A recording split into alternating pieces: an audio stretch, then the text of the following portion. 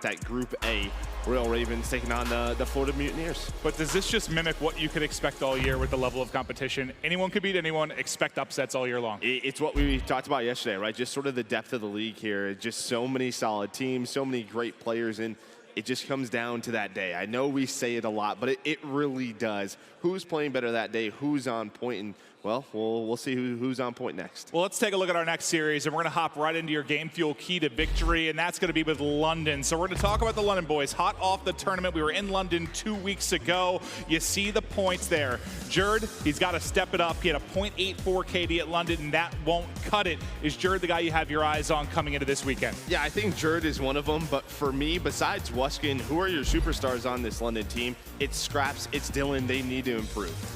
All right, well, Joe adds something to that, but now let's take a look at the Florida side of it. Your game fuel keys to victory. Show dominance in S&D. Let Havoc and Pristini fly. Joe, what are your thoughts? Yeah, so at Minnesota, they had a 50% win rate, right? They go to a game 5 twice. They lose one game 5. It just won't cut it, right?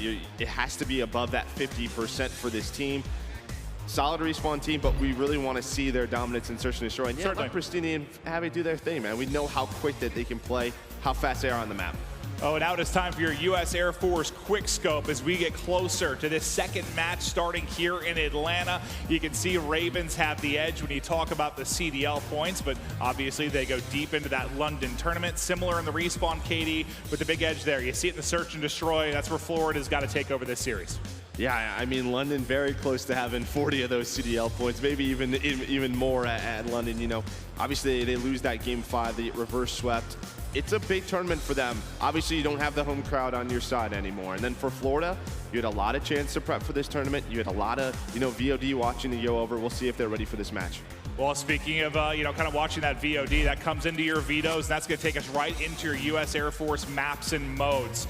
Anything that really jumps out to you? I think when we were taking a look through the stats, the one thing that we noticed, I believe London has yet to play Petro, which is surprising. Petro Hardpoint for map 1, which is surprising just because they played quite a few maps considering the deep run they had at London. Yeah, I mean, obviously those Vetos, both the teams sort of know what they want to play. Maybe they don't want to play Gunrunner against a team like Florida, right? You want to play those more slow, methodical maps. I mean, Petro's not too slow, but there's a lot of those big rotations, and you have Cave map 4 where maybe their ARs, that's when they can come into play. A guy like Wuskin can really take over. Who do you think has more to prove today? More to prove today. I think that London has more to prove today, but I think that Florida wants to show that they are involved in top 4. All right, well, let's say hello to the London squad. The Royal Ravens coming out for revenge.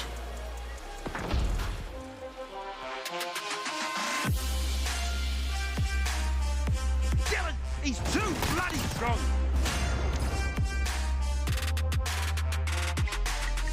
One of the best players in the world. Again, Scraps has got his number. Beautiful reads from Wuskin.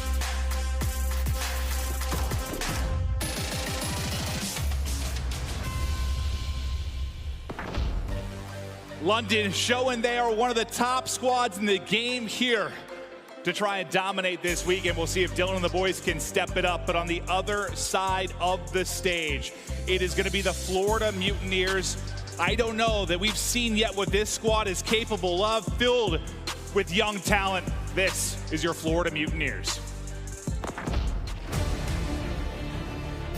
Thousands and thousands of hours of hard work lead to this moment. The Mutineers will go in with a small lead. The Mutineers will have the advantage. Now they're on your point. Look how close it is, Joe! A millimeter! What a round! What a round!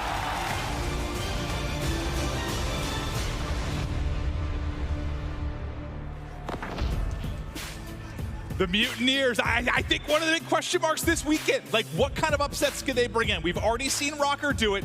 Can Mutineers come in here and shock? Because I know you picked them to win, but personally I think it would be an upset without question. I think it's an upset, right? It's just one of those teams that have flown under the radar. They have the talent. They have players last year who won a world championship in Pristini. You have players who were in grand finals. You have players who had breakout years in Frosty, in Mox. Like, they have the ability to do so.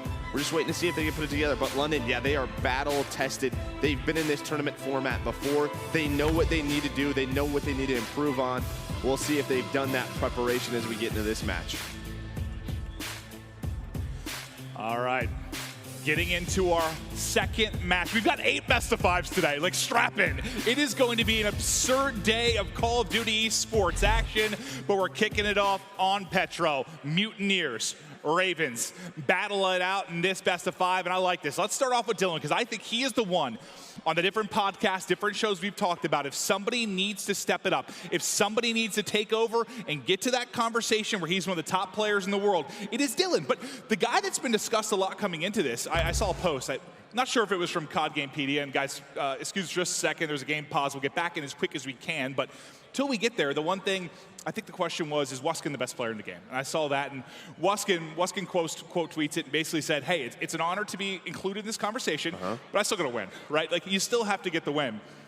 But it's got to be awesome for Wuskin, considering, I think, where we thought he'd be coming in, to see him already in that conversation this early in the title. Yeah, I think when we first saw this London team, this roster, we were very excited about the sub-pressure that they had, right? Dylan, Jerd, Scraps, their ability. The question marks for me were around Wuskin and Rated. When you go up against the best teams in the world, the talented AR teams, what was going to happen? But we didn't expect Wuskin's level to be this high. And I don't know if it's just sort of the game, the way he's playing it right now with 1 AR, 4 MP5s, whatever it may be, but he just has to keep playing that consistent. Well, I think we've touched on teams that we think have a ton of potential to improve from what they are, like OpTic, one of them, obviously, that we think is going to get a lot better than what we've seen. But is London also on that list just because I don't think we've seen their subs even close to the level they can play? Like, have we just not seen their ceiling yet? I guess so. I don't know. Like, they're competing for top 4. Like, to me, that's where I think they're going to be all year. I don't know if they're going to win. That's really what we've talked about, is I'm not sure if they are going to win an event. It's so difficult to do. I mean, I think London was a good opportunity for them, and they lose that game 5, right? So up 2-0 as well. That was always the thing with these EU teams. Can you be consistent from event to event? Because we just haven't seen that in recent years. All right, well, let's talk about the other side while we get ready to load back into it. I went with London. You went with Florida. What was your biggest reasoning for going with Florida? Because I didn't trust the EU teams to be consistent from event to event. Okay. But I also like this Florida team. I just think they're massively underrated. We talk about the importance of search and destroy and what it can mean in this S&D or this tournament format. So if they're able to put that together, the fact that they went 3-1 in Hardpoint, if they're winning respawns, I think they're going to compete. Okay, how important is it we switched from the 2-minute rounds to the 90-second rounds for search and destroy? Do you think that's even more of an advantage for your just kind of naturally gifted search players at this event with such little time to prep? I think so, right? You have to be quick on your feet. We saw it in the last match. There was a few rounds where I think Phil was talking about it. He doesn't like seeing the bomb being planted with like around 10 seconds left. Why? Because if defender, he's able to take that player off the bomb, the round's over. They just have to hide and stay alive. So it's going to just come down to those fast executes, those fast rotations. Well, before we get to search and destroy, we're going to be kicking things off with Hardpoint, and entering Atlanta, you'll see some of the young gods that have been dominating the Hardpoint. Obviously, when you see people like Simp and Cellian, they only have a couple of maps played, right? Like, they weren't at London. You just saw them in Minnesota where they dominated. But you see Wuskin up there. You see GodRx from our last series. Octane has been lights out, despite the fact that Seattle has not looked good.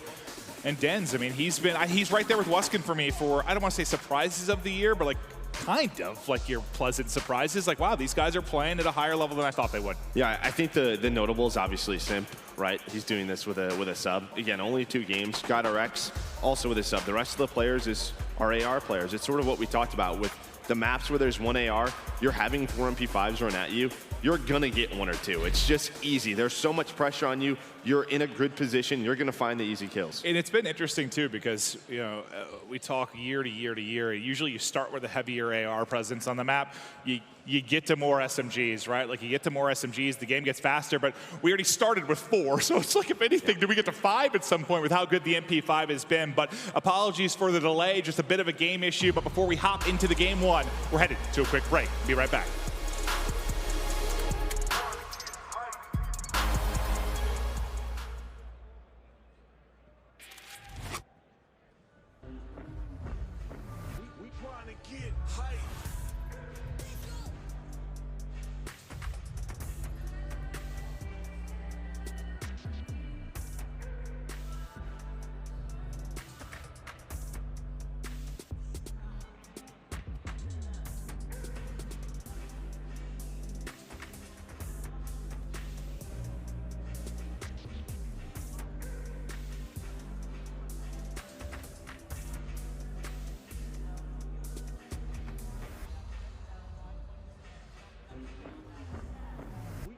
to get hype.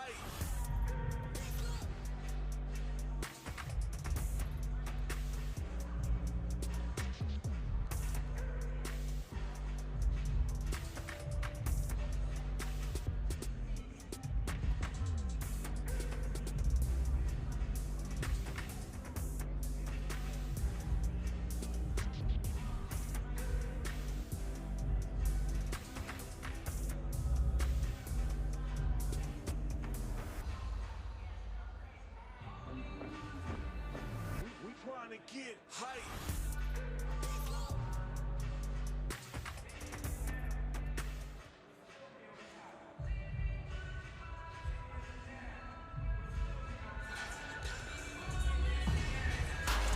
Welcome back. Just around the corner, we've got the Royal Ravens up against the Mutineers. If you're just joining us, we're only one series in. Paris, top 4 team. We thought coming into this, already upset by Røkkr.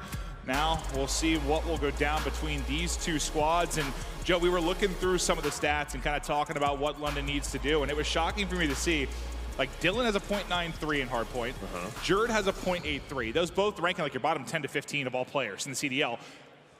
I guess for Jerd, we've seen that before maybe, but Dylan, I think we all expected Dylan to come in and be like a top 5 SMG without question. With his year, yes. Last year, yeah, absolutely. But I think it's just tough right now with the way the game is. But yeah, someone on their side has to be that sub player, right? Like we saw from Chicago last event with both Scump and Void, the stats that they were putting up. You see Simp, you see what Gonorexia is doing. He has to be that guy. Do you just think that this is going to be a year, maybe like years past, where subs float around a 1 and your AR has a 1.2, 1.3, drop stats, and that's just what the year is? That's sort of what it's looking like, right? And then it's going to be who are those subs that stand out, yeah, right? that stand out, that are really going off at events. In the past, I mean, we're talking, let's say 3-4 years ago, when you would take a look at a top 10 list, it'd be 8 ARs and then like Scump and Hook or something like that. That would basically be it, right? Like there'd be 2 players that would crack into that. The rest were ARs, and that's very much how it has been looking. Last year, a little bit different with just the Maddox was a sort of super do-it-all AR sub everything type of gun. It's kind of what the MP5 feels like, but only a couple players have been able to really dominate thus far. Well, while we're waiting to get into this first match, guys, I know there were some questions last event, kind of how the format works, how everything works throughout the year, how do we get to champs, and I want to break it down for you guys. Let's take a look at the CDL Explainer. Welcome to the Call of Duty League, built to reimagine what you think you know about esports. But what is it? This is 3 tiers of pro, amateur, and fan competition. Pros represent 12 teams across the US, Canada, and Europe, and feature the world's best Call of Duty players in a larger-than-life competitive experience. Beginning January 2020, the season kicks off in Minnesota with the Call of Duty League launch weekend, where all teams in the league will descend on the Twin Cities to set the tone for what will be an action-packed season. From there, the Call of Duty League tour continues, going from city to city as teams host home series weekends in their markets. Each home series will feature 8 pro teams facing off in a tournament bracket where the format is simple. Win 2 matches, and you move on to the single elimination bracket. Lose 2, you're going home.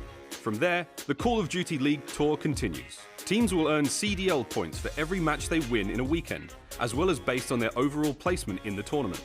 These CDL points will be used to determine which teams qualify for the playoffs and championship weekend. Next, there's the official Path to Pro amateur system, the Call of Duty Challenges. Here, amateur teams can compete in tournaments with settings that mirror the professional league's rule set. Players can earn Challengers points in online ladders and tournaments, as well as live open bracket competition held at the league weekends and home series events across the season.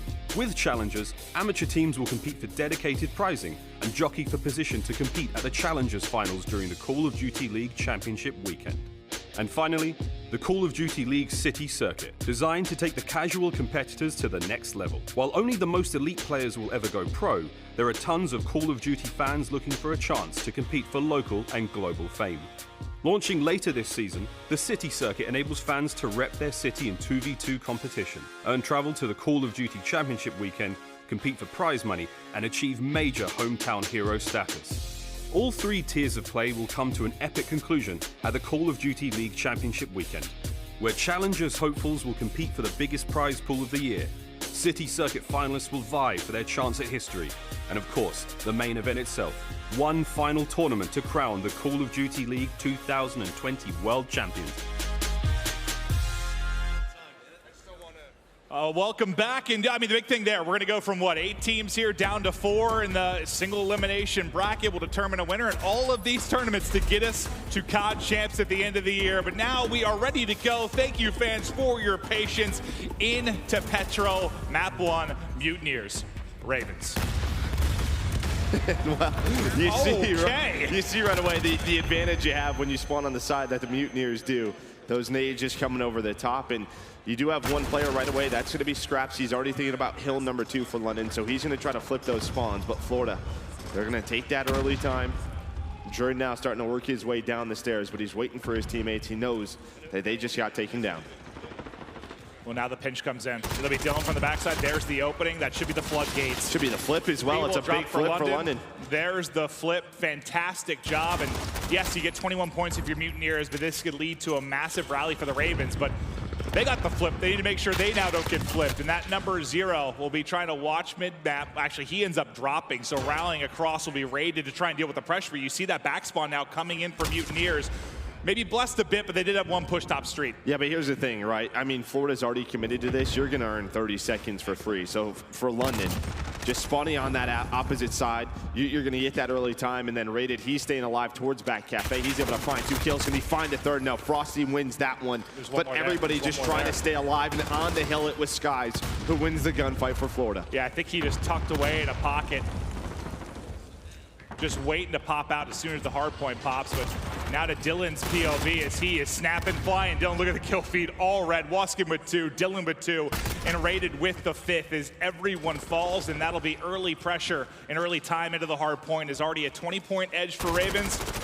And time to chance to make it scarier here. And look at what London is doing. They've already sent Jerd across the map with 35 seconds left. He's already back Hasman, right? I mean, they have the spawns, they have the setup. When you go 5 dead, Jerd does get taken down.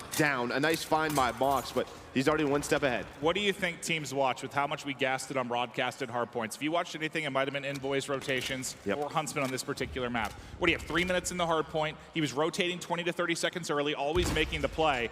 You could have taken notes on that, so don't be shocked to see a lot of early rotations here. But now to Hazmat we go. Frosty tucked away inside, 1 with him, 2 with him. Great play from Frosty. Is he need a strong hold here from Mutineers? An early break is you're looking at a 100-point edge early from Ravens maybe? Yeah, but Dylan, he was alive towards the back, and he's going to come in, and he's going to find 2 kills. That buys time for Waskin, Rated, and Jerd to all find it. That should have been a nice setup for the Florida Mutineers, but now they're getting trapped towards this backside. You're going to see all those white arrows. They are just stuck back there. They're going to have to fly on out. The bad thing is, as well, is this does not set you up for that pool hall. So Florida, they need to try to get across the map. It's been a lovely sequence from Rated too. I think he was on 5 in a row at that time. He's out to 11 and 5, almost a minute in the hard point. So great stuff from Rated, one of the other ARs on this team as well. You know, seeing MP5, we've got multiple flexes on each squad, but lovely stuff from Rated. Our Mutineers are able to fill the gaps and at least pick up some of the time towards the tail end of that hard point, but due to the early break from Ravens, you hold the lead, and look at where they are on the map, just set up for next. They're gonna be able to soak up, what, 15 or so seconds before any pressure even in from Mutineers. Yeah, I mean, they're trying to go top street towards that Riverside, go all the way back with Scraps. He just picks up 2. That can't happen. I mean, we take a look at the stats right now. Everybody is positive on the side of London. It's what we talked about coming into this, where you had a few players just not playing to the best of their ability. But so far on this map number 1, they are looking comfortable. Yeah, I mean, the Florida Mutineers, I know it's not a lot of maps to go off, but they're 3-1, yeah. Yeah, they're in Hardpoint, they have a 1.06 like as a team. That's third out of 12 squads. So they've been pretty consistent from that standpoint. Right now, though, that stat is at risk of going down massively with how they're getting smoked currently. Well, we talked about Havoc, Pristini, and the pace that they play out. Havoc, he's already at 13 deaths, 5 and 13. Pristini, he's already at 16 deaths, 7 and 16. If those guys aren't winning their one-on-ones, and applying that pressure just makes it easier for London. And the early setups you've had from the Ravens don't make it so difficult for players like that, right? You're always trying to break in, always at a disadvantage, and you're seeing it reflected in the statistics. But now into Restaurant we go. Lead up to 80. It's looking like a blowout in the map 1 as Ravens asserting their dominance. It's Rated yet again inside. He's 19 and 8. 3 in a row for Rated. Almost a 4th, but Frosty able to soar on through with the movement and finally shut him down. But has the damage already been done? That's a nice little off angle there from Røkkr. Just the players didn't expect it. He hops on top. He's able to find a few multi-kills. Now Wuskin, it's his turn. He's going to line 2 up. He's going to play around time. But, I mean, off this first hill, if they get the rest of this time, you're already at 160 points. And then take a look at the mini-map. Who's at the next storage? Who's at that first hardpoint? It's London once again. And something we talked about was London already played a tournament. Florida had that off, right? Just being able to fix all your mistakes, right? To prep yourself. Maybe we're seeing the difference here in map 1. Wuskin's got the most like AR stats. He's 14-6. He has 6 deaths at this point. Like, we've been playing for quite some time. That's like a death a minute he's at right I think now. we were done with second hill and he was like 5-1. Yeah, that's just nuts. But he's doing what he needs to as the lead just increases and increases. Mutineers getting obliterated in map 1 as Ravens can do no wrong. Havoc trying to surge through. 4 kills for Mutineers. But this is just, it's gotten to a point where this scoreline, you never want to call it over, but we just haven't seen a comeback even close to something like this. Like, any other year, I'd say maybe. On certain maps, you can pull off those 100-point deficit comebacks. I think this is one you can do, but Woo. you have to win the rotations from, you know, both Hazmat, you know, over to Pool Hall. It's just tough to do. London can just go so early. They know they have the 100-point lead, right? They've given up some scrap time here. They're already set up for this second hill. They know exactly what they have to do. For Florida, it's just going to be breaking those setups as early as possible. Well, into Cafe we go. Picking up the time will be Scraps inside. His teammates layered around the map. There's a battle in Pool Hall, but one's still in there. I think it's Dylan just let 2 push through, and he might try to pick up the flank. So Dylan, I think, makes the play to lock down one side, tries to funnel them in towards Scraps as he's ready and waiting with ridiculous cover on that half wall. Over the 200-point mark, go Ravens. Everyone still positive, everyone still frying. This is probably one of the more dominant hardpoints we've seen in the league thus far. Yeah, and even then, I don't think it's going to be a 100-point club as Florida, about 25 seconds in, is able to break in. Maybe you're finally starting to warm up a bit, but you have some players just really struggling. Frosty, he's playing well. He's on 4 in a row at 20 and 15, but not much really to work with. His other SMG guys, I mean, again, Havoc, 8 and 25, triple negative. Just not what you want out of game 1. Well, I guess the good thing for them, if you're looking at the scoreboard, you're thinking, hey, we're warming up a little bit, is the fact that if we picked them to take this series, it was going to be through Surge. So you have to rebound, you have to answer in the game too, but try to make it as respectable as you can. Frosty's on a 5 spree. Perhaps that'll help them a bit, as Frosty is 21 and 15, really the only player with any semblance of positive statistics across the Mutineers side. Yeah, I think what's been impressive for London too is not only are they getting set up, but they're also like controlling mid-map. Like Rated is so far pushed up, winning one-on-ones. As his great map 1, 30 kills, 30 and 16, double positive from him, just continues. And they're just not allowing Florida to even contest this time, to get set up towards the backside. This is just such a clean map 1 out of London. Sensational from London. There's the W. Map 1 dominance for the Ravens.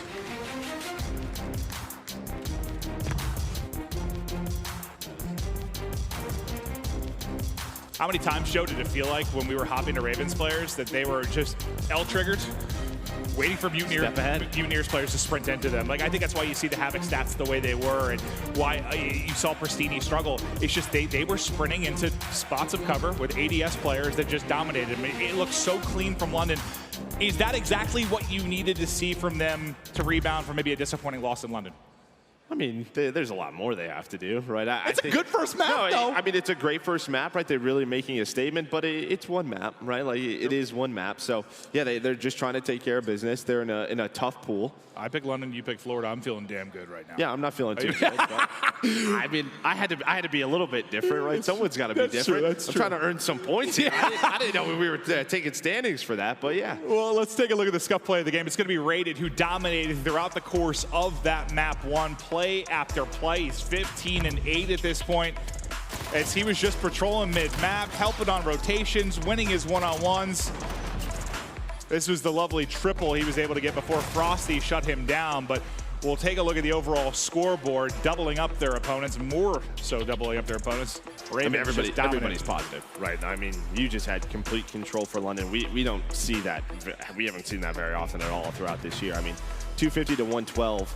I think compared to past Call of Duties, that's like a 250 to 60. Like it really was. It was a great map one, and it's surprising, right, that Petra wasn't played by London.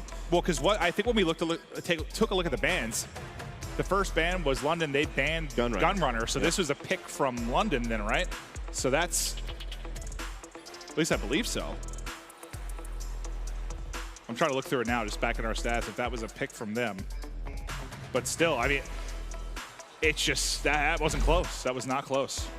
Yeah, not close at all, but here, taking a look at the bracket, the Royal Ravens, the Mutineers, they're in a tough group with FaZe and OpTic Gaming. We'll have that match later on. And then taking a look at Group B, Røkkr, they're able to win that first match over Legion. We also have Huntsmen and Toronto Ultra. That match will be up next. I think there's a lot we're curious about this weekend. Like whether it's our OpTic, are they going to come to life? Or is our FaZe as good as we think they are? We know the crazy streak that they went on in scrims, how nuts they were leading into this, but I feel like people, in a way, sort of forgot about them a little bit, at least at London, just because they simply weren't there. But they've been like these lions lying in wait, just waiting to take over. And we'll see how their run goes. But now, I mean, the question, at least within this best of 5, is just going to be on the search and destroy. Can Mutineers look as good as we hope? I think is the big question. Yeah, that is the big question right now. Can they bounce back into this one? But yeah, just take a look at the top 5 for search and destroy. A lot of FaZe. I mean, they played 2 maps, but still. Yeah, scum. I mean, 14 is not a number you're going to see very frequently when we talk about KD for search and destroy, and basically never are you going to see a 14 KD, but hardly just a couple maps really to work off of. But we're just waiting to enter into this search and destroy. I believe we're going to be loading into the map now. Is there anyone, I guess, for the Mutineers that you're really individually looking at to make a difference within the search? Well, based off map 1, it has to be Havoc. I mean, it just has to be Havoc. You know, we talk about him being a great search and destroy superstar. Didn't have a great map 1. We talked about how just difficult it is. They got outplayed, but this is the time when you need him to step up. Well, they both played it twice, right? So let's just break it down real quick. Florida are 1-1 on Gunrunner S&D. They have a 6-3 win versus Seattle, which is not an impressive win at all with Seattle Search and Destroy, and a 5-6 loss to Los Angeles Gladiators, which is in Gorillas, which isn't a great loss either. London are 2-0 here. They have a 6-4 win versus New York and a 6-5 win versus Dallas. So those are both actually solid wins. So you would actually put this with London right now just based on how they've played this thus far.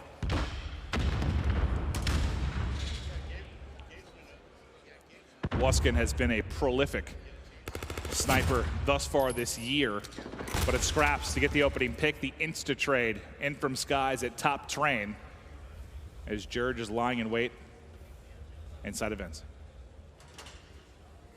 Yeah, again, we just switched from 2-minute rounds to 90 seconds, so we're already down to a minute.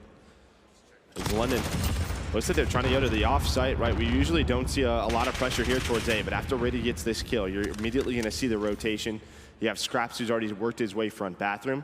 If he can get inside crates, he has the rotate. This is going to be a free bomb plant for London. And yeah, just a nice rotation, right? They control middle map. It's really on Scraps, and Waskin to make the play here. Waskin hits the first, can't quite flick onto the second, but his brother may be there for the trade. Scraps at least able to back him up for a moment.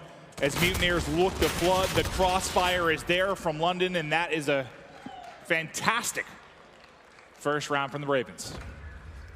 Yeah, I think right away, Scraps, he won the one-on-one against Havoc, who, again, Havoc's going to play aggressive. He's going to play for that map pressure.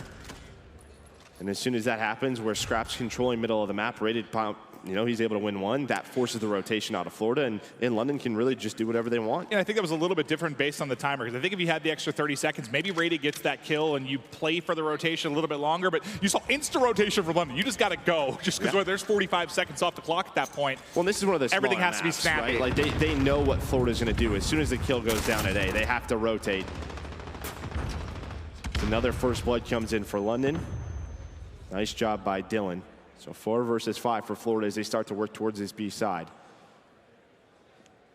Nobody really pushed up too far middle of the map, so if Florida wants to, they can go for this plant. And it looks like there's going to be a big push coming from the London side out of crates. It's going to start with Jared. He knows there's one beyond it. He plays his life, has the helper rated. It's on down now. Just Havoc and Frosty. The smoke as well, I love that for the retake, right? It's gonna force them to peek. They're gonna hop to defuse as well. He's not able to get it. Wuskin is able to stay alive from the grenade, and that is going to do it in round. Yeah, I was gonna say, okay, well, it didn't end, but it did. They finally get it there, but a nice smoke out. And yeah, again, they're 2-0 here, and they have 2 good wins. Yep. Florida 1-1, and not an impressive win, and kind of a bad loss. So this map has absolutely favored London. I think that's what makes it so frightening for Mutineers fans. If you were looking for the search to be where it's dominant, this is maybe just not the map that you would see it on. It is just all Ravens thus far rated. That hot map 1 starts out hot map 2 as well, as he is 3-0 to start things off. But the story has been the first bloods, at least in the opening moments. Both of them going to the Ravens. Is this where Mutineers can maybe turn the tides and get the advantage in the round early? Moving up towards bomb site. It's Jared that's going for a very, very quick plan. This is going to put the pressure on Mutineers very fast within this round, but he's going to be able to get out of this in the 5v5. Now everything on Mutineers for the retake. Yeah, he has one player watching over him towards the bomb. The smokes are down middle of the map. Dylan just trying to play his life. Jared, he is going to get taken out. But before that, he found a kill. So it's a 3 versus 4. But when you have this bomb planted, when you have Wuskin all the way in the back, is there a smoke for Florida to defuse this bomb? If not, it's going to be so difficult to win the round, and you still have Scraps alive. Oh, he just got beamed. It was Rossini that was able to take him out, but now, due to the quick plant, there's only 15 seconds remaining. Everyone's going to drop. The defuse will come in, and what a retake there from Mutineers. And I think that was Pristini that beamed Wuskin in the back. I mean, that was a big one. He pushed up middle, right? He comes from green. He's right in front of Wuskin. He knows where he's setting up, so I think he has dead silence popped. Yeah, he works all the way up towards Forest. But takes out the twin brother duo, and those are the huge kills to get them onto the bomb. And the first blood we've seen for Mutineers turns into a round win. Lovely retake as they find all the kills, and a much needed round win. I got a little nervous, right? When you don't see the smoke on the bomb, it's gonna be hard to defuse. But Pristini, he got so much map position, was able to find Wuskin all the way in the back.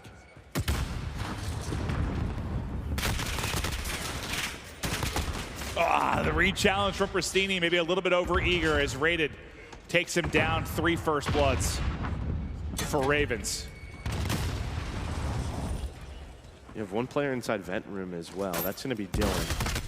It's in a good spot, but Havoc does get traded out. Nice teamwork, and there's the one-on-one that probably will be the difference maker. That's just an awkward fight, right? You like bump into each other mid-sprint, but Dylan connects on the hip fire. 3 versus 2 now for London.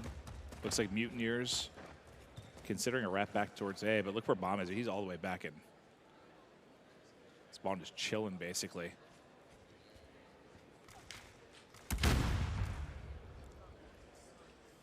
Just thinking about where they want to try to attack this, as it's been flipped on its head. I mean, London have a nice setup, right? You have one player watching over the B side, so the other 2 just have to focus A.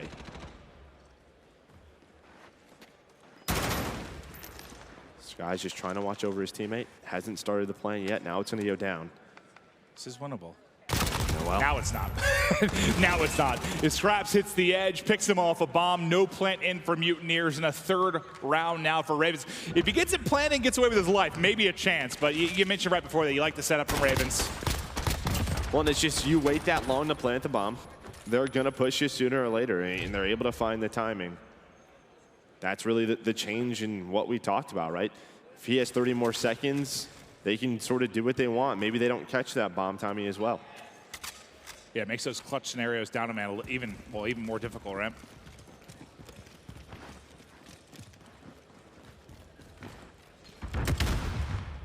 They're opening offense to the offsite this time. Does anyone get more hit markers than Wuskin? That looks like it's neck level. It's something with the start of the rounds, I swear. They got spawn protection, right? But a lot of early aggression once again from Dylan. He has Wuskin watching over him with that sniper, able to take down Mox. Mox was flying in for the trade. And well, with that positioning, he's able to take down Frosty. And that is 4 out of 5 first bloods now for Ravens. I mean, just all the individual one-on-ones around the map are going the way of London. Like, there's no team push from the side of Florida. There's no trades going on. It's all individual one-on-ones, right? Like, and when you're down a man, you have to play together, and that we're just not seeing that from Florida. London just looking far more comfortable on this map. Yeah, and again, because they have, you know, that tournament under their belt, that's what we talked about, right? You sort of fix those simple mistakes. You're all on the same page.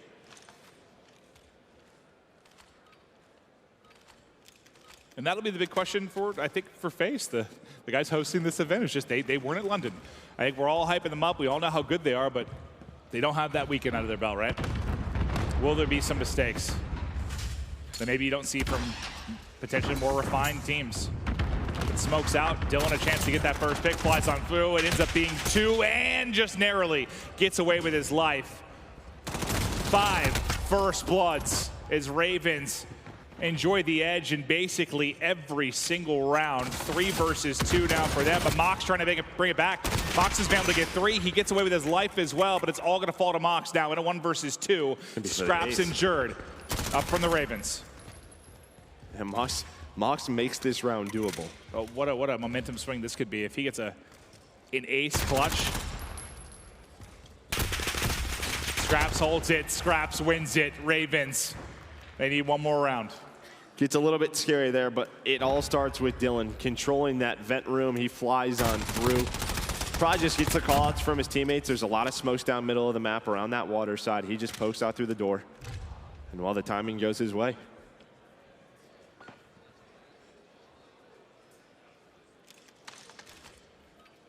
Mutineers, can they do anything to bring this back?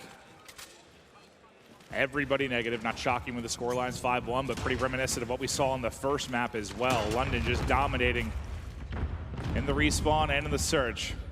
And I've just loved what we've seen from London on their attacks, right? You had a slow A push round 1, then you had 2 very fast B pushes. They go back to A. Here we go. Continuously keeping Florida on their toes, but Florida's able to respond. Well, feels like the map 1 though. They start to respond, but it's just too late. A little too late, yeah. Let's see if they can get some rounds, though, under their belt. They line up for Havoc. Can't quite drop the second, but it's not going to matter as that'll be a Mutineers round win. But still a 5-2 edge for Ravens. This is the first time you saw kind of a team push. They was Havoc pop dead silence. They get through trackside, and they win the early fights. Just haven't been able to say that the entire map, too. Scraps 10-3 right now, already into double digits with only 7 rounds played. And one of the players we wanted to see have a better weekend, and he's doing it so far. I remember he had a really nice gun runner search when we were watching him in London. We actually played him in this, right? When we played like that. Well, Dylan just went through the middle of the map right away. So Dylan's already behind Florida.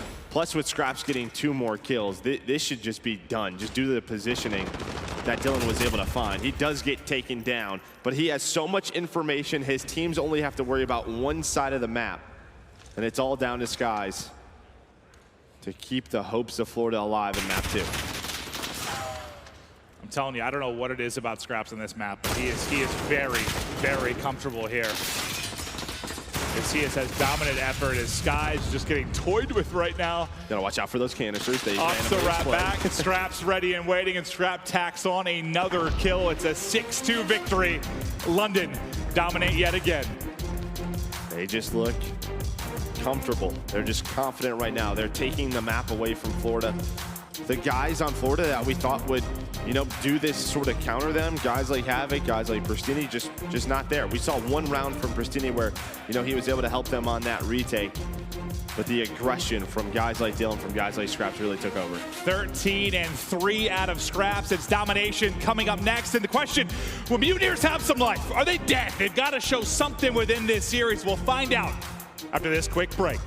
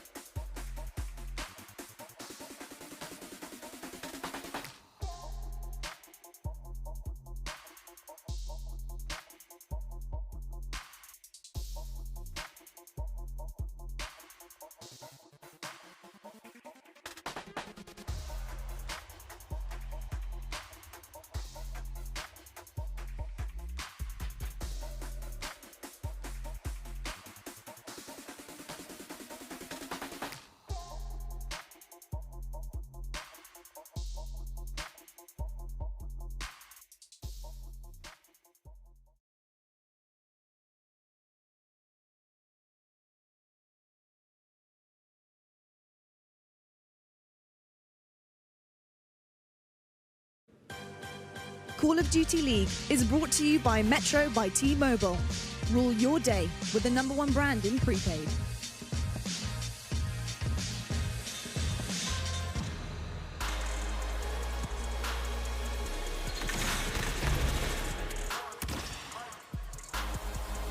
Let's take a look at the U.S. Army tactical play. It's Dylan picking up 3, just dominating top mid, and Dylan had what, I think it was 3 first bloods over the course of that game too.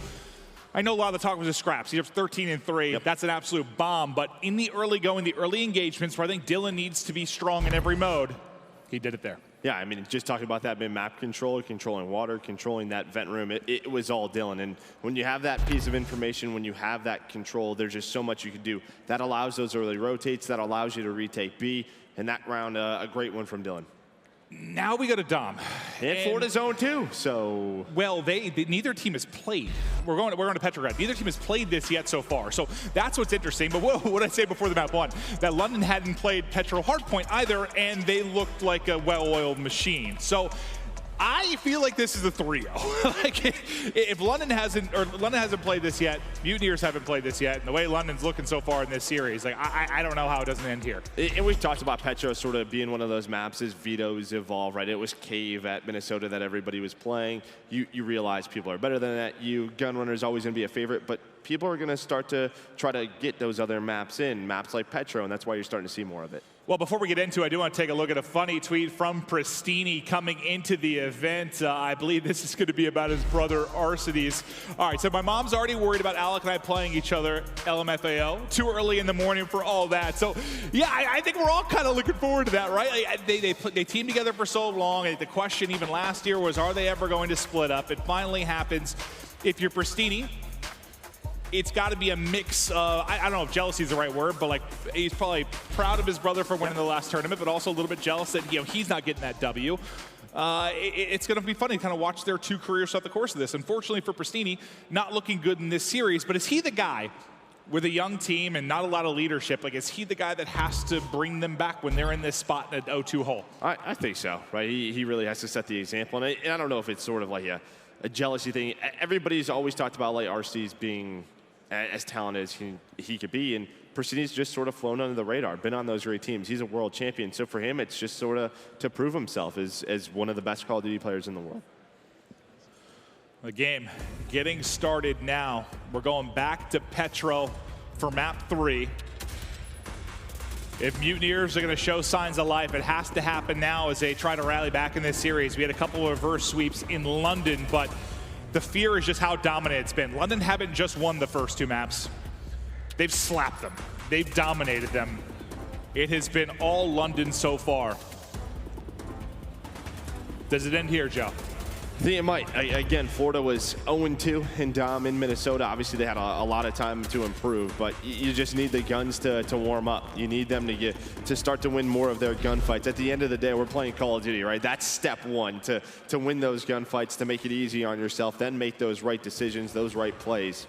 We'll see if Florida can play now. Play better. They have to. There's no way around it. They've got to. Thankfully for them, with the kind of GSL style brackets, it's groups. It's a mini little double limbs, so they're not out of this yet. They still have a chance to win 2 or make a run within it. They're not done, but it's just not the start you would like on day 1 here in Atlanta. Rated sort of the hero of the map 1 respawn. We'll keep eyes on him throughout the map, but it's Wuskin that's tagged up and bagged up, but the Ravens, they've dominated thus far. They're looking to close it out. Let's go to an Astro Gaming listening with the London Royal Ravens. Make sure we all see. Yeah, the mark in the wall, He's climbing it, he's climbing it. We kill me. Backtracks, Mark's in, back bus stop now. We're good, Bus stop. Close low. I spawn it. I might be able to campaign on myself. 1v1 again. Well, just head, Ambi. I'm pushed up on the street, he's front downer. Top blue as well, top blues, guys. Hey, you're top blue. Front neutral blue. Top blue. I'm neutral losing, guys, top blue. We're good. Get off it. I spawn P1. Downer. Got one. One was blue. He's nearly capped, it's a tick. Once front hazmat, it's literally touch. Nice, front hazmat. Got hazmat there, let's go see. Yeah, I'm coming. Bottom down there. Be done now. Nice, 1-2, one down. Bottom down. Go see. Nice, go see. All right, back over to us. Only 10 points on the board so far for the Ravens. Rated, who had that hot start This time around 0-5, so they haven't been able to get much done yet, but they're working to get this C capture. Now a chance to make a rally, but it's Mox now with the sneaky play around the smoke. Takes his 2 one-on-ones. Mox with the plays, trophy out, C neutralized. Yeah, and again, we saw it in London where teams were just focusing on this C flag time and time again. Mox right there was sort of an Envoy-esque play, right? The guy just being in towards the back, taking his time, waiting for his teammates, and now the only team with a flag right now is Florida, so that lead already up to 17 points. And remember, we took a minute off each side of domination, so it's gonna be 5-minute halves. Mox was able to take one more off of C, but finally he will get dropped towards the back. Now to the POV of Rated, or on B, is looking to get this locked down as it's been neutral for quite some time. He gets it, but drops almost immediately afterwards, and the scrap will fall to scraps. Not the easiest of fights, just trying to play over the block, but the smoke comes in, and Bristini takes 2 down with him. 18-point advantage for Mutineers. As for the first time in this entire series, they're in control of a map. And Bristini's doing a great job early. He's at 8-5, make it 9-5 now. Mox, you saw the plays he was doing with already 2 caps to his name. Can they keep it going over the full 10 minutes? Yeah, I mean, with a 17-point lead, with how scrappy this is, that is a nice lead. I think that's why you're seeing them play around this B neutral so much. They're just trying to contain this lead. They know they don't have the C flag. Right in London, it is really just protecting over it. You've had Wuskin towards the back or towards that back bus street just every single time, right? He's watching this middle where maybe Florida goes all the way through the bottom side of the map, just trying to keep that C flag on theirs. I mean, we've seen people play defensively from all the way deep in the spawn before. Like you'll put so much into trying to get that hold. Rated can't quite get the triple, but it's Dylan there to follow it up. Dylan gets caught sliding out. So that water side of the map open for a moment for Mutineers, and a chance to apply pressure. I think it's Mox once again. It's going to be pushed all the way through to C. Wins his one-on-one again. And look at all those red arrows. They have to turn around and worry about this now. They already got the neutral at B if you're Mutineers. Now they have to deal with Mox. Can't quite take him out. It's Wuskin patrolling that side of the road. Gets the kill. The other side of the map, you did have one player spawn up towards A. That Florida player was able to win the gunfight, but now you have a similar situation. So the neutral is going to be going down. But behind that, Florida's going to cap B, so you're going to have an AC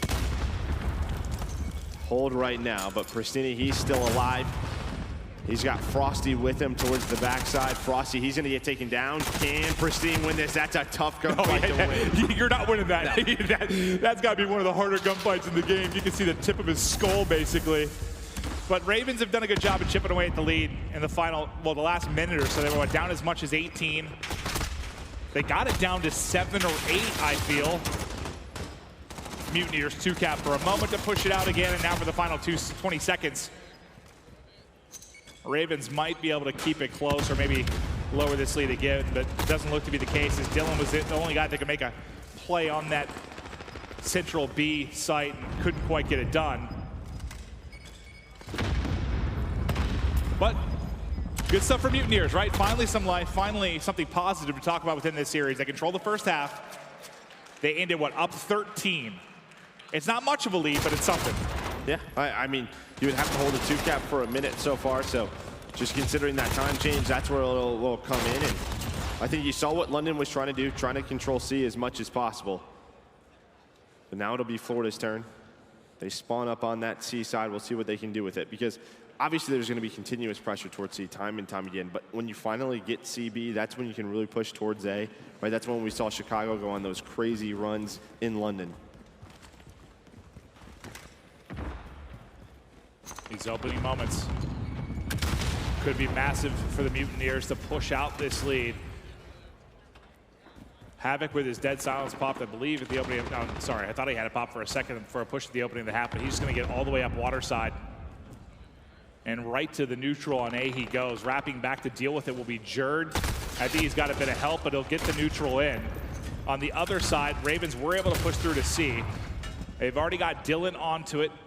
Spawns at the bottom for Mutineers. I mean, it's exactly what you want if you're Ravens, at least early in this second half. Dylan just doing everything he can to stay alive in the back. He's trying to stay alive. I think Pristini was able to hunt him down.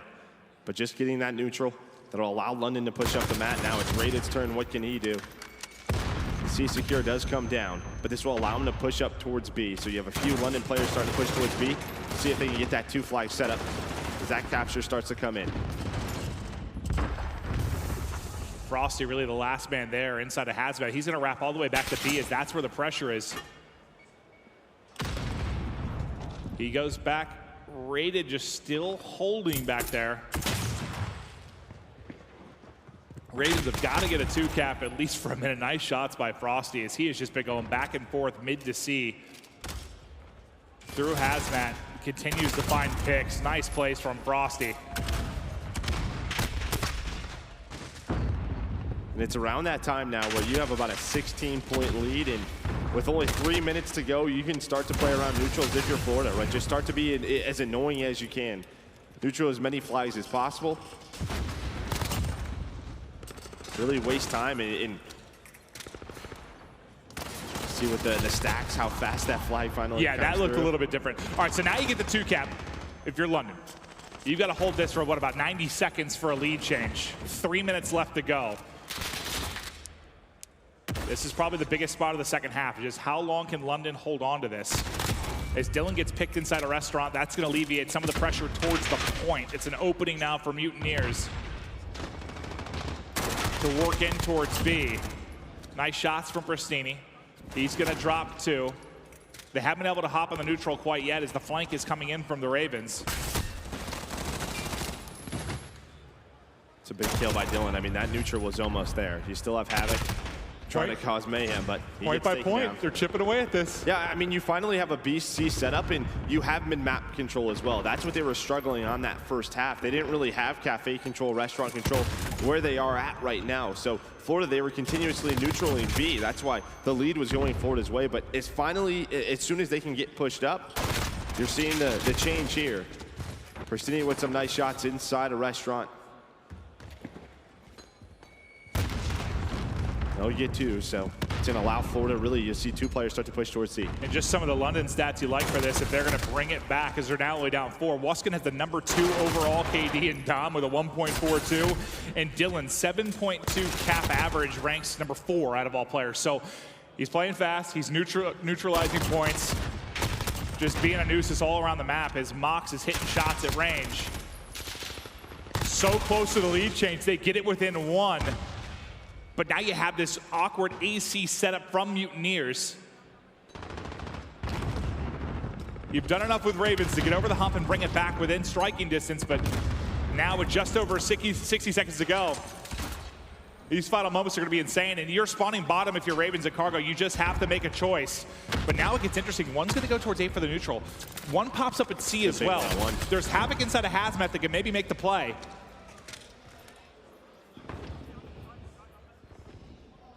50 seconds. They've got to get a second cap, and they've got to get one now. I mean, at this point, they may have to get 2, right? I mean, you have A being cleared. Yeah, they need 2 flags as quickly as possible. They will get B. Now they have to go for a neutral as well. And you have Havoc back here, so he's going to force them back. The rest of the players, they get taken down, and it's looking like Florida is going to be able to stay alive in this series. They did the damage in the map 1, or the round 1, and I think what was really impressive was the resilience, right? Ravens take over with that CB setup. They bring it within 1 point, but that's all the closer it'll get. The Mutineers then come alive for a late surge in the final 80 seconds to take this map 3. Maybe that's all they need. The Mutineers needed some life. They see the show they can take them. Neither team had played this coming into it, and that's going to be a W for the Mutineers. They take it. The high fives are out. Maybe now they know they can hang. And I think what we saw, we talked about Pristini, could he lead the way, and I think he led his team in kills. So that leadership mentality starting to step on up. We're going to take a look at our scoreboard. But yeah, it was Pristini 27 and 17. Frosty right behind him with 26. But those aggressive players, those submachine guns, they finally stepped on up. And I think Frosty really stepped it up because I think coming into this, you mentioned they were 0-2 in Dom, but he had like a 0.5 KD. Like in Dom, Frosty did? Yeah, he had been horrible. So he turns it around, goes double positive. I think you're going to need more performances like that if they're going to win Doms. But, I mean, even though they get the win, it was close. I mean, Ravens made that rally. I thought they were going to take over.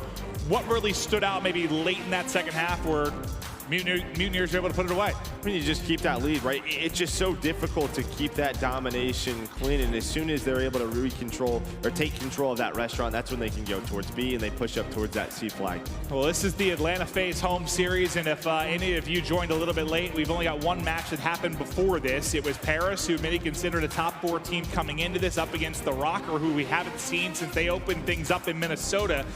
Røkkr get a 3-1 win. Maybe say to people, hey, you might have forgot about us since we weren't in London, but we are still a top squad, and that is just a great win from them early on in this tournament.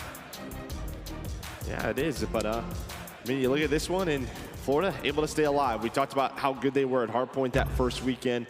Throughout this match, not so good, right? Map 1 they get stomped, but a time now where it's going to slow down. You go to Azir Cave.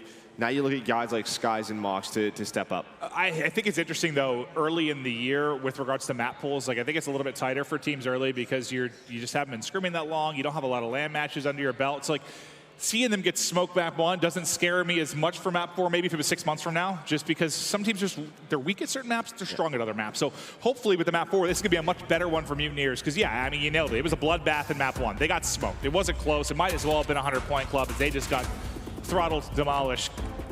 Doors kicked in. But Azir Cave. Now, this is probably the map that's the most AR heavy, slow paced. Like, you can really take over via the AR. I mean, this game's not slow really in any regards most of the time, but your ARs maybe can make the most impact because you'll have multiple on the map at times. Yeah, I think you have a lot of it, but this is no case slow at all. I mean, everybody's gonna have like 50 to 60. Yeah. Like, this is not slow at all. Very close spawns. You'll have some very sticky spawns, right? You won't see teams flip very often. Yeah, and that's why this is usually like a 250 to 210, 220. I guess why I think slow, I just think there's ARs not moving sometimes, at least. Like, kind of set up and post it up, but yeah, probably the opposite. Not the best word to describe it. But one of the M4s on the map, you'll see Skies with it, and that's a clean headshot to pick Rated out of yellow.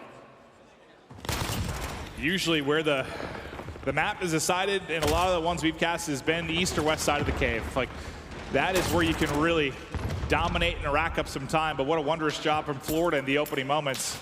That's not where Frosty wanted that to go, is it? Ends up going right in his own breadbasket. Yeah, London right now, they're giving up some early time, but they're just trying to control that right side of the mini-map like they've been able to do. But this is the response you want from Florida. Get as much time as possible off this first one. And as soon as I say that, Weskin and Dylan, they're able to find some kills. Moxie's the last player alive. He knows he has to get off of it. The pressure was coming in, but he does get taken down. So now what will Florida do? What's the call? Are you going to try to flip through with this last push or just go for the time? It looks like it's going to be around this time, but you do have 2 players going towards that low side of the map. I think that's great from Ravens, though. I mean, when you said it was, 24-0, Ravens get final 16 points and have the rotation, but the bottom has already opened up. I believe that's Havoc that was able to get through due to his win on to Dylan. Picking up the back will be Dylan basically off a spawn. So he's going to have a one-on-one with Havoc, then another one. Basically, is what it's going to come down to. So he spawns safe, gets revenge onto Havoc, holds the back. As Mutineers just try to get through this crossfire setup you have from the Ravens. Yeah, they got to be careful here now, too. I mean, you just take so many opportunities towards the back. You're going to put no pressure towards the hill. Finally, they're going to try to push through that mid-tunnel. Skies is able to take down Rated, who was on the hill, but it's Weskin in a great position.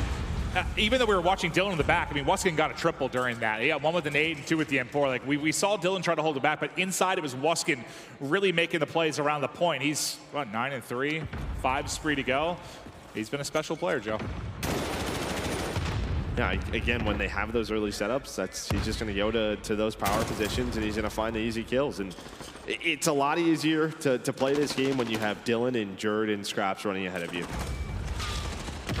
This might be one of the better starts we've seen from Dylan in a hard point as well. I think he's 9 and 3 to go with it as well, but it's over to Mox's angle. He's trying to play around top Røkkr, but he's going to get caught. Field still wide open. We'll take this side of the map if you're the Ravens. Just due to the angles you'll have towards the site. They're able to hop into the hard point for a moment. A nice win again from Weskin as his terror continues. Weskin 11 and 4 now. Just getting into those power spots and dominating. Yeah, look at Frosty, I believe, or sorry, that's Mox's Mox. position. He's all the way towards the right side of the cave. So what Mox is trying to do for this next hill is not only control this side of the map for that one, but also when we get to cliff. So he's just trying to flip spawns. We'll see it'll pay off though, because it is a bit of a risk. London, they're gonna have so much early control at the hill because he flipped those spawns, went so far away from this cave west area. And with that, London's gonna get early control. It's like you do step one, but now step two, you gotta get the break. It's just one of those things that teams try to do later on in their setup, right? Is they'll control the hill, then try to push on through.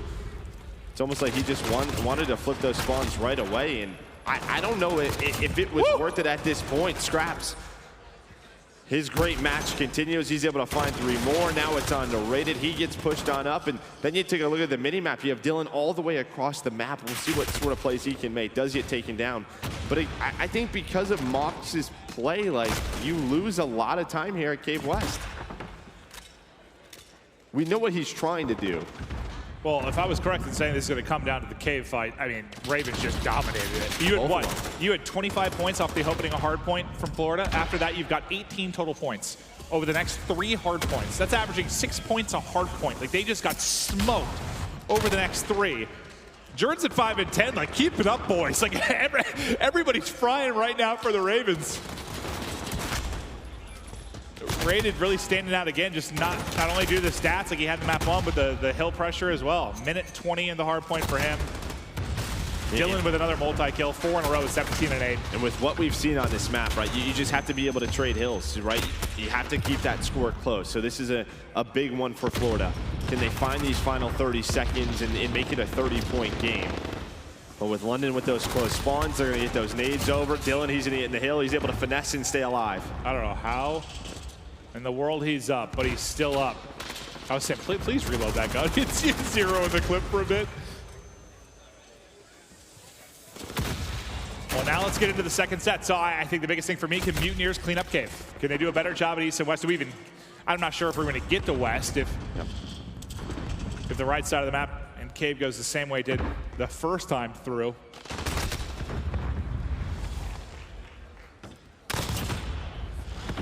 Weston, he was able to find 2 kills and sort of get them out of that back setup that they were in. They were so far pushed right now. They can contest this. Dylan and Scraps, it's their turn with those MP5s.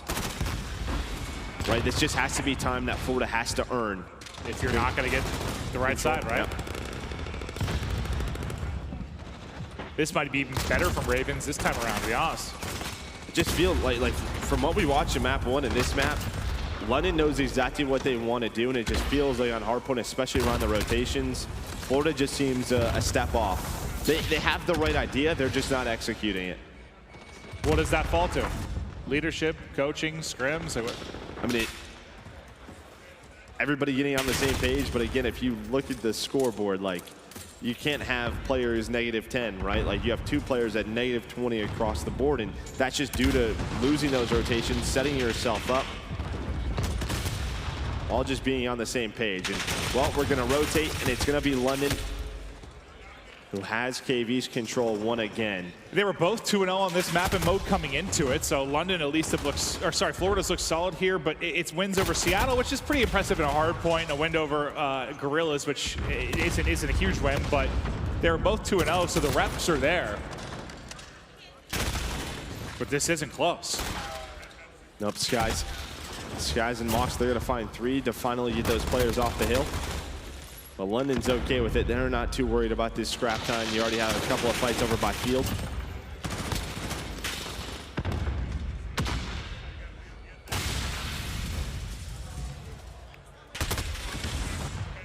Mutineers trying to fight back, and they chain together a hard point here. They've got pushed out all the way to the broken side of field. They'll wrap back to get the time, as somebody's got to get in. How long can they hold this? Typically a scrappier hard point, but they need time desperately. And then not only this, but back to Cave. They can chain these 2 together right back into the game. This is where it has to happen. Every second given up at this point is such a detriment, considering Ravens are so close to victory, and Ravens just surge right on through. The pressure's on the hard point nearly instantly. It's Frosty trying to keep them out if he can, but That's a team nade, unfortunately, for him that comes in. Skies was trying to nade the cross in from blue. Frosty falls right on top of it. And yeah, maybe you only get 8 or so points from Ravens, but it's not as clean as you'd like from the Mutineers. What, they get 20 or so? Yeah, you see what Dylan was doing though, right? Like he knows he can fight for 10 to 15 seconds, but then you look at the top side of the minimap towards Cave West, and London's already set up. They're already inside this hill.